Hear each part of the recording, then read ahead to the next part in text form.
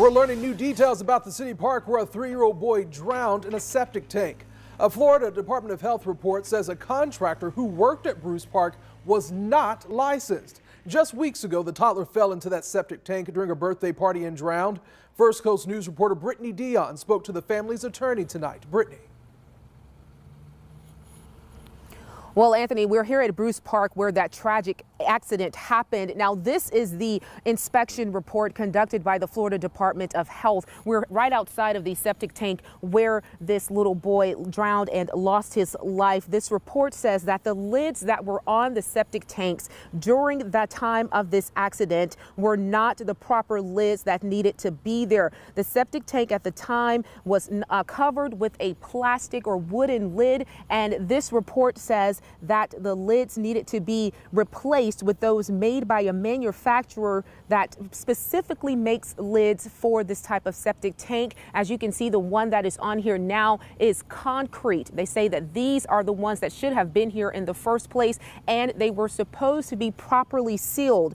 Now, we spoke to the attorney of the family who says that this report is concerning. The investigation uncovered that the company hired by the city to inspect and maintain all septic tanks at the city public areas may not be properly licensed to do that job. The inspector says that she called the company Environmental Remediation Services Incorporated to inquire about who the licensed contractor or plumber is with the company. The inspector with the state says that an employee with the company told her that they do not have a licensed contractor on staff with them. Now, the report also says that the city told the inspector that the company inspects the parks monthly and makes repairs as needed. Again, I spoke with the family's attorney about this report and what it means moving forward with this case. It would appear from the Florida Department of Health report that the city of Jacksonville has employed a contractor that was not licensed, at least under the Department of Health standards. That is of great concern to us. It should be of great concern to everyone in this community, every taxpayer in this community, because those are tax dollars that pay any contractors that the city hires. Attorney Kay Harper Williams says they are considering all of their legal options. She also says this is about more than seeking monetary damages. We are looking to the city of Jacksonville and will be requesting that changes be made in the way the city conducts its business related to parks, septic tanks, inspections, because this, as I have said before, truly could have been anyone's child. So the issue is, how do we prevent another Amari Harley?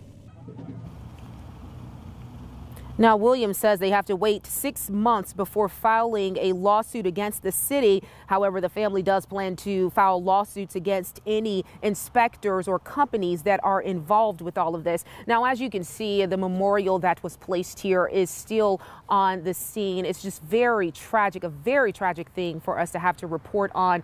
Williams tells us that the family is coping the best they can, especially around the holidays. This child's mother is having to deal with having another son still here who's young and who wants to go to the park, and every time she passes by a park she has to think about her little boy who lost his life in such a tragic way, including this child's father who is doing the same. Now, we had an extensive conversation with Attorney Williams. We'll have more on what she has to say about this inspection report on our website at firstcoastnews.com. Reporting live in Arlington, I'm Brittany Dion, First Coast News on your side.